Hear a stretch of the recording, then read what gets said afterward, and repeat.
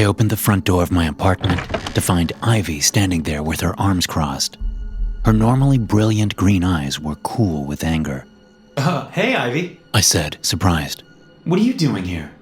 I liked Ivy, quite a lot actually, but we hadn't been dating for that long. It was a bit weird for her to just show up at my apartment without so much as a text. What's your problem? She asked. Where do I start? I said, chuckling. Too loyal, way too willing to please. My sense of humor is too good. Take your pick. Her expression didn't change. So much for relieving the tension with humor. But, for the life of me, I couldn't think of anything I'd done that would piss her off like this. She glared at me for a moment before making some kind of decision. This is over, she said. If I see you again, I'll be forced to go to the police. She turned to leave. Wait, what? The police? What the hell are you talking about, Ivy? I thought we had something good going here. So did I, she said without turning around. I moved after her, down the hallway in my apartment building. Wait, Ivy! I don't even know what you're talking about. What did I do? She stopped and glared over her shoulder. You're a good liar, she said. It's a bad trait to have. And then she was gone, taking the stairs down from the 3rd floor instead of waiting for the elevator. I watched her go, dumbfounded. I stood there in the hallway for several minutes, thinking about what I could have possibly done to deserve this. I couldn't think of one single lie I'd told her. Shaking my head, I went back to my apartment to find my roommate, Clint, still on the couch. The movie we'd been watching was paused. What was that about? Clint asked, popping a grape into his mouth from the bowl on the coffee table. I wish I knew, I said. That was the girl I've been seeing, the one I told you about. Apparently I did something to piss her off. Clint's eyebrows went up. Like what? That's the thing, I don't know. She even mentioned contacting the police. She crazy? I didn't think so, but now I'm not so sure. Damn, dude, Clint said. That's rough. But there are plenty more salmon in the river, as they say. Is that what they say? That's what I say, anyway. We got back to our movie, but the interaction with Ivy remained at the forefront of my brain. I couldn't stop thinking about it for the next 2 days. And then someone knocked on my door again. Only this wasn't a polite knock. It was a cop knock. Sure enough, I answered the door to find 2 uniformed police officers standing there. Cameron Whitaker? The one on the left, a woman, said. Yeah, that's me. The guy on the right handed me an envelope. You've been served with a restraining order on behalf of Miss Ivy Underhill. Wait, there must be some kind of mistake, I said. I haven't done anything to her. We went on a few dates and everything seemed to be going well. Then, all of a sudden, she tells me she never wants to see me again and that I need to stop doing something. I have no idea what. The male cop stepped toward me and leaned down into my face. I've heard it all before, he said, poking me in the chest with an index finger. I know how assholes like you work. The way I hear it, she has threatening messages from you to go along with the pictures of you following her around. So if I hear you so much as look at that woman again, I will make your life a living hell. Do you understand me? I laughed nervously and stepped away from the cop. This is ridiculous, I said. This is crazy. You can appeal the order if you want, the woman cop said. I suggest you get a lawyer if you plan to appeal. They turned and left. I shut the door and sat heavily on the couch, mouth hanging open. This is insane, I said to myself.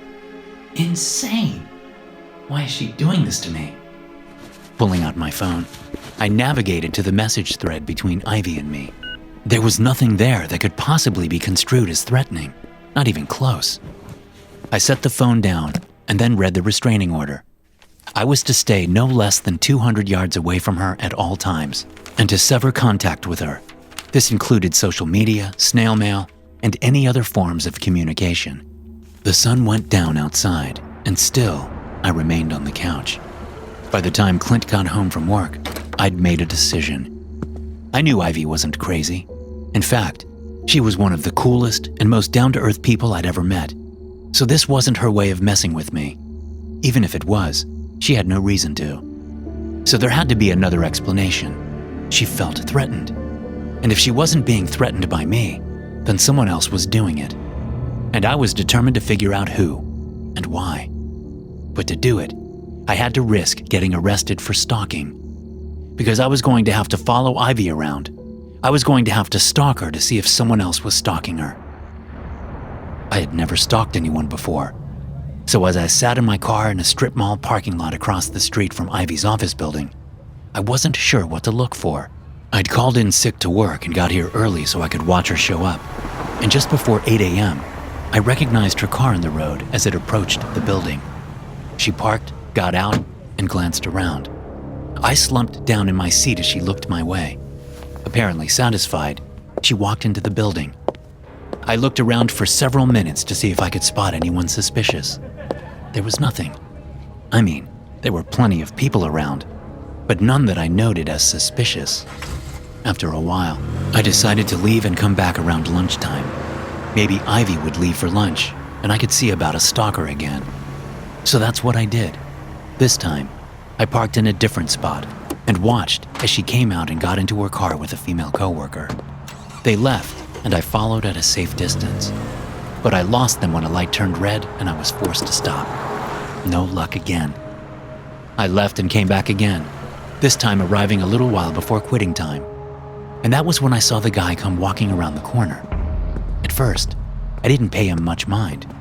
I was just glancing around, looking for anything out of the ordinary. And when my eyes landed on him, I thought briefly that he looked like me.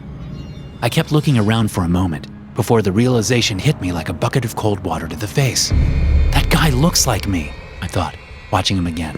He really looks like me. He stopped at the intersection and waited for the light to change so he could cross.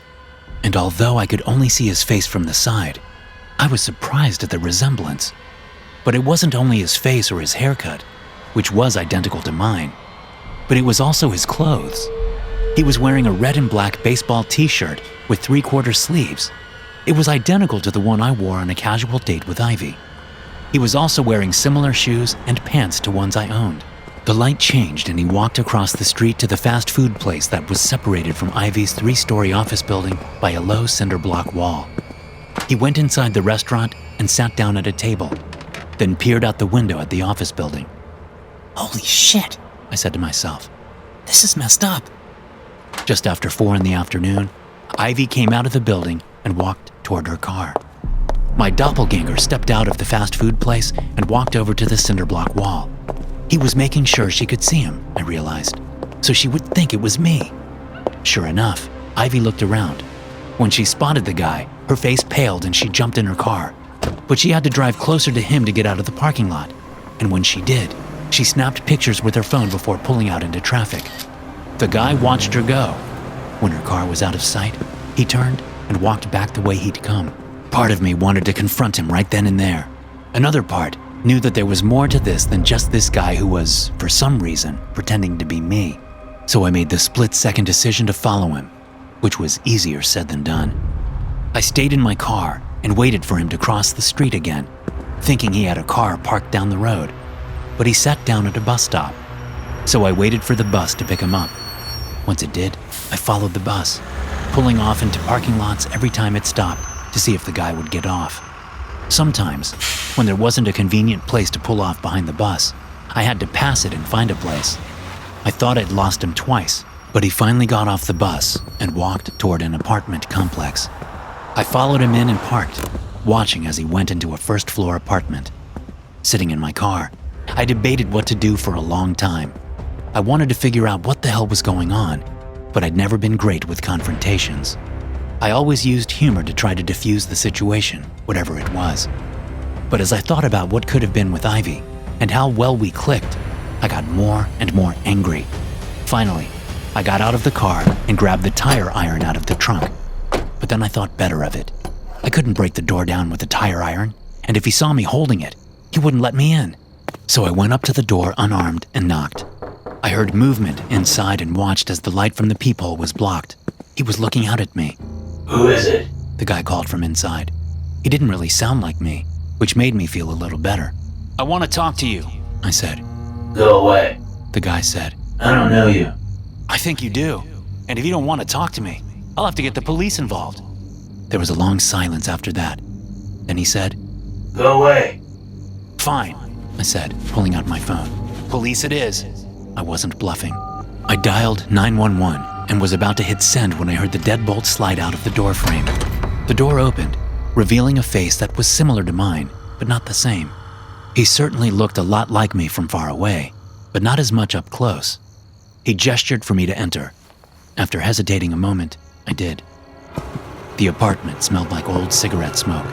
The carpet was worn in the living room to my left, and a cramped kitchen sat on the right. The two rooms were separated by a half wall. There was an open door to the bedroom ahead of me. The guy shut the front door, and as I turned to face him, he lunged for me, jamming a shoulder into my stomach and slamming me into the half wall separating the kitchen from the living room. Pain erupted in my spine as the guy pulled my feet out from under me. I tried to keep myself up by gripping the wall, but it was no use. I hit the thin carpet hard, and then the guy was on top of me. He got one hand around my throat and punched me in the face with the other before I caught a hold of his wrist.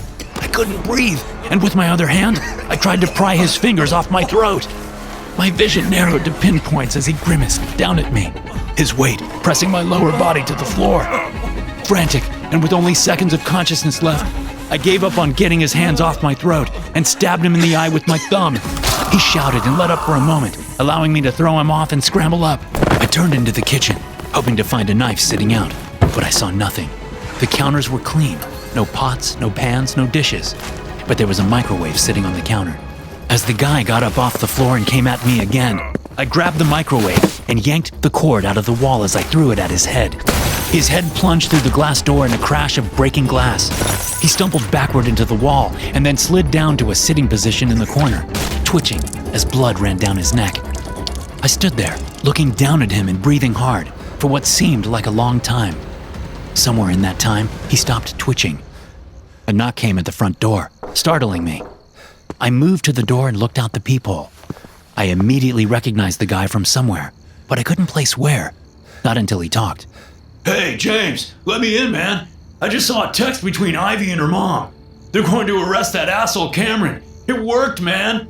I opened the door and smiled at the guy. He stepped back, probably because my face was red and maybe even starting to swell already.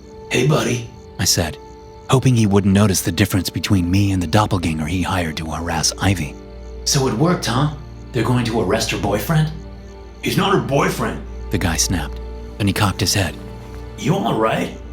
I'm fine, I said, stepping aside. Why don't you come in and we'll discuss this? The guy, whom I recognized as Ivy's ex-boyfriend from the pictures I'd seen on her social media, stepped inside. I shut the door just before he got far enough into the apartment to see the man with his new microwave head. When he spun around, eyes wide, I punched him in the face as hard as I could. He fell to the floor, still conscious but dazed. I pulled my phone out and started recording. You're going to tell me everything, I said. Right now. And he did. His name was Lance, and he explained how he used a dark web stalking site, giving them pictures of me so the site runners could hire a stalker that looked like me. Then they got to work, making it seem like I was the crazy stalker. All this started because, after their breakup, Lance had used a different dark website to hack into Ivy's phone and computer. After our second date, she messaged a friend about how much she liked me, and her ex just couldn't handle it. If he couldn't have her, no one could. Once I got his confession recorded, I went to the police, who told Ivy the situation. While I'm still waiting to hear the official word, I'll most likely be cleared for killing the doppelganger because it was self-defense, which is good because Ivy and I have been seeing each other again, and we have a nice long vacation planned when all this is over and done with. Thanks for listening. If you enjoy these stories, be sure to subscribe to the podcast and check out some more of my episodes here.